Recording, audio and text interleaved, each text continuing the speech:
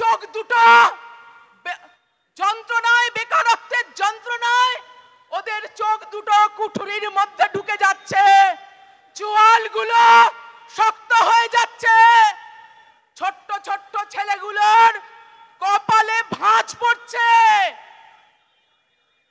বেকার, শিক্ষিত বেকার, তারা দিনের পর দিন, মাসের পর মাস, বছরের পর বছর ধর্ণা দিচ্ছে। যোগ্যতা থাকা সত্ত্বেও একটা কোনো সাধারণ কাজ তাদের জুটছে না।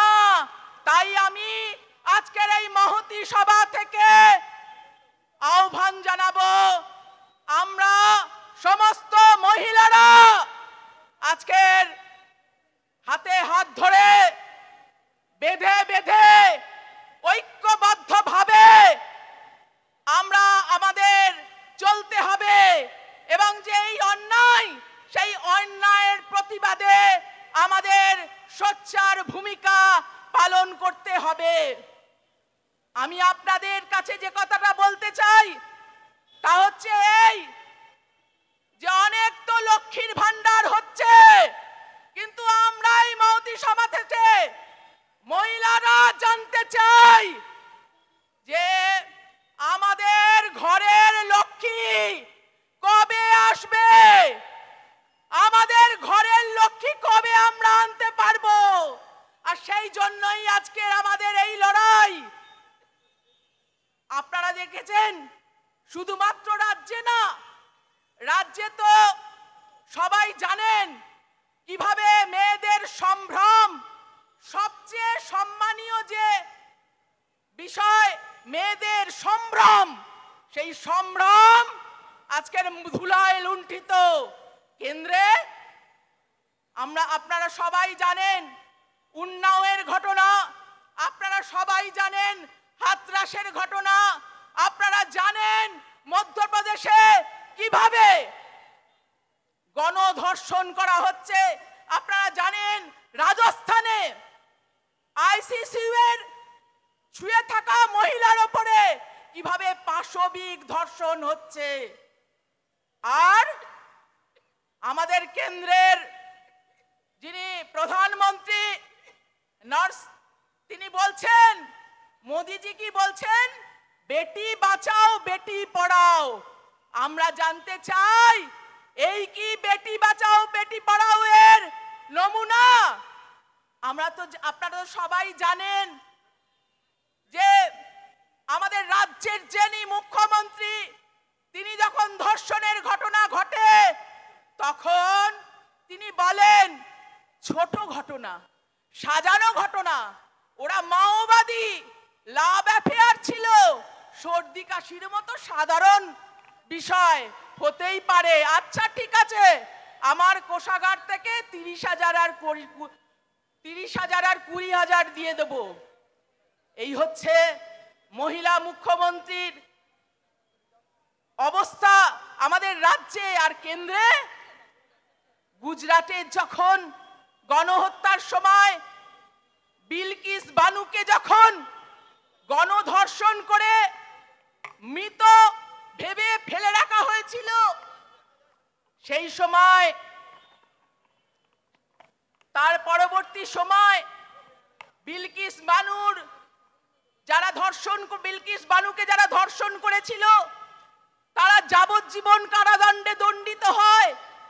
আর আমার এমন ভারতবর্ষ, সেই ভারতবর্ষের 75 বছর যখন উদযাপন হচ্ছে স্বাধীনতার, সেই দিন সেই বিলকিস বানুর কে যারা ধর্ষণ করেছিল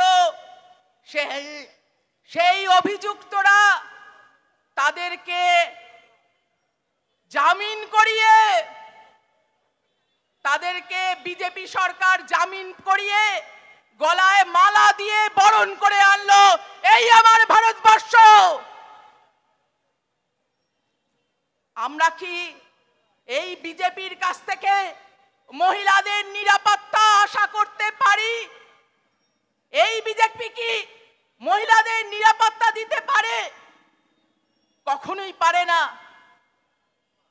তৃণমূল, বিজেপি এরা কখনোই সাধারণ মানুষের রুটি রুজির যে ব্যবস্থা তা তারা করতে পারে না। তারা মহিলাদের নিরাপত্তা দিতে পারে না।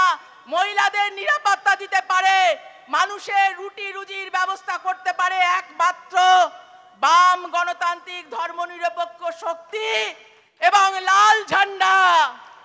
তাই আগামী দিনে লাল ঝান্ডাকেই আমাদের জয়ী করতে হবে এবং এই লাল ঝান্ডারকে বিজয়ী করবার লড়াইটা কেবলমাত্র এখানকার এই সোনারপুর পার্লামেন্টে, সোনারপুর লোকসভা কেন্দ্রে যে পার্লামেন্টের প্রার্থী, শুধু তার সঙ্গে তার যে বিরোধী তার লড়াই নয়, এ লড়াইটা হচ্ছে মানুষের বেঁচে থাকার লড়াই। এ লড়াইয়ে জিততে পারলে আসলে কোনো প্রার্থী জিতবে না। এ লড়াই জিততে পারলে আসলে কোনো সাধারণ মানুষ তাদের লড়াইকে এগিয়ে নিয়ে যাওয়া যাবে। এবং আপনারা জানেন যে যখন ইউপিএ 1 সরকারের সময়তে যখন 100 দিনের কাজ 61 জন বামপন্থী লোকসভার সদস্য তারা যখন সরকারের নির্ণায়ক শক্তি হিসাবে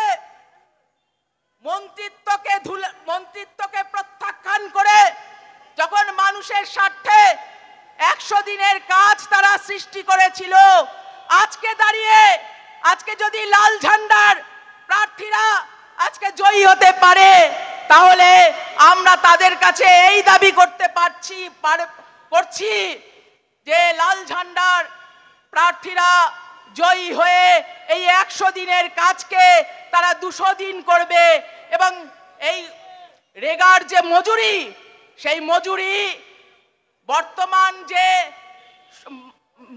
বর্তমানের যে বাজার আছে সেই বাজারের সঙ্গে সামঞ্জস্য রেখে সেই মজুরি নির্ধারণ করা হবে। অসংগঠিত শ্রমিকদের কমপক্ষে 26,000 টাকা দেওয়ার ব্যবস্থা করতে হবে।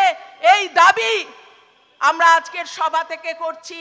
যদি এখানকার যদি বামপন্থী ধর্মনিরপেক্ষ শক্তির পক্ষের যারা প্রার্থী তারা যদি বিজয়ী হতে পারে, তাহলে আগামী দিনে 100 দিনের কাজকে 200 দিন করা, মজুরি বাড়ানো, 26,000 টাকা ন্যূনতম অসংগঠিত শ্রমিকদের মজুরির ব্যবস্থা করা এবং যে সমস্ত প্রতিষ্ঠানগুলো, সরকারি প্রতিষ্ঠানগুলো আজকে জলের দরে বিক্রি হয়ে যাচ্ছে সেগুলোকে রদ করা, সেগুলোকে আটকানো, খাদ্য সুরক্ষার ব্যবস্থা করা, মহিলাদের নিরাপত্তার ব্যবস্থা করা, সামাজিক ন্যায় প্রতিষ্ঠা করা, ধর্মীয় গণতন্ত্রের ওপর যে চরম আক্রমণ আসছে, অর্থনৈতিক সার্বভৌমত্বের ওপর যে চরম আক্রমণ আসছে তাকে ঠেকানো এবং সর্বোপরি মানুষের যে রুটি রুজির লড়াই,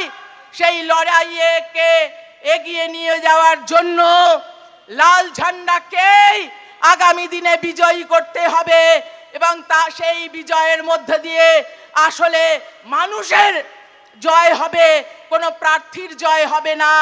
আপনারা সোনারপুরের শুভবুদ্ধি সম্পন্ন সচেতন সংগ্রামী জনগণ, আমি শুভবুদ্ধি সম্পন্ন সচেতন সংগ্রামী সোনারপুর তৎসংলগ্ন এলাকার সমস্ত মানুষের কাছে এই আহ্বান জানাবো যে এটা কোনো প্রার্থীর লড়াই নয়, এটা আসলে মানুষের লড়াই।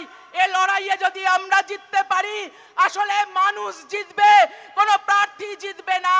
এবং সেই লড়াইয়ে আপনারা আপনাদের সাধ্যমতো সকলে ঐক্যবদ্ধ হবেন, এই লড়াইকে আগামী দিনে আপনারা জেতাবেন, এই আশা, এই বিশ্বাস, এই ভরসা আপনাদের ওপর রেখে সংগঠনের পক্ষ থেকে আপনাদের অনেক অনেক অভিনন্দন জানাচ্ছি। এই কারণেই যে আমরা নিজেরাও ভাবতে পারিনি আজকের যে সমাবেশ যে কানায় কানায় পূর্ণ হয়ে গেছে।